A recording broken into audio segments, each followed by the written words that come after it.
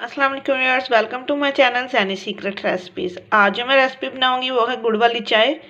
गुड़ वाली चाय बनाने के लिए मैंने लिया है 1 कप पानी और 1 कप दूध। पत्ती जाएगी और गुड़ जाएगा और कुछ अज्जा मैं आपको वीडियो के आगे चल के बताऊंगी। सबसे पहले मैंने लिया है एक सॉस पैन और इस सॉस पैन के अंदर मैं डाल दूंगी पानी। बिस्मिल्लाहिर्रहमानिर्रहीम। तो इस पानी को मैं गर्म होने तक के लिए इसके अंदर कुछ नहीं शामिल करूंगी। पानी को गर्म करने के बाद अब इसके अंदर मैं डालूंगी पत्ती। 1 टीस्पून ही इसके अंदर जाएगी और कलर देखिएगा, इंशाल्लाह बहुत अच्छा और ज़बरदस्त सा होगा। इसके अंदर कुछ इतने ख़ास अज्जा नहीं जाएंगे, गुड़ का फ्लेवर ही काफ़ी होता है इसके लिए।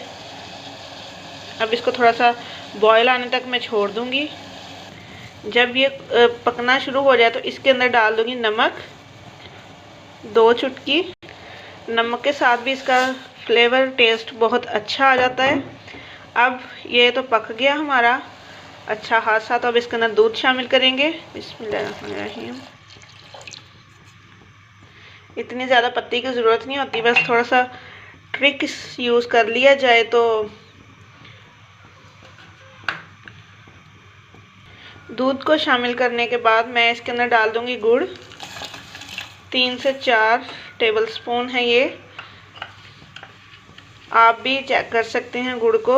अगर आपके गुड़ अच्छी क्वालिटी का है तो आप इसी स्टेज के ऊपर इसके अंदर डाल दीजिएगा। अगर थोड़ा सा इसका कलर डार्क है तो आप जब इसको बॉयल आ जाए दूध को, उसके बाद आप इसके अंदर गुड़ शामिल करिएगा। ये ना हो कि गुड़ को मेल्ट करते करते हमारी वो चाय जो है वो फट जाए। अक्सर ऐसा हो जाता है कहीं कि दूध फट भी जाता है। इसके अंदर किसी इलायची या किसी मसाले की ज़रूरत नहीं है, तो बहुत अच्छी सी चाय बन जाती है गुड़ की। अच्छा, 3 से 4 मिनट तक ये हो गए हैं इसको पकते हुए, तो अब मैं इसको छान लूँगी। अच्छा देखें, बहुत अच्छा सा मज़ेदार सा ये कलर लेके तो हमारी मज़ेदार सी चाय बनके रेडी हो गई है। नशीली चाय है ये, तो देख सकते हैं हमने पत्ती का इस्तेमाल बहुत कम किया था तो कलर इसका कितना ज़बरदस्त आ गया है। इसकी वजह ये है कि मैंने पानी को गर्म करने के बाद इसके अंदर पत्ती शामिल की थी। तो वीडियो अच्छी लगी होगी तो लाइक ज़रूर कीजिएगा। चैनल पे नए हैं तो सब्सक्राइब करिएगा। बेल के बटन पर क्लिक करना मत भूलिएगा ताकि हमारी हर आने वाली नई वीडियो का नोटिफिकेशन पहुंच सके। और वीडियो को अंत तक देखने के लिए बहुत शुक्रिया। अल्लाह हाफिज़।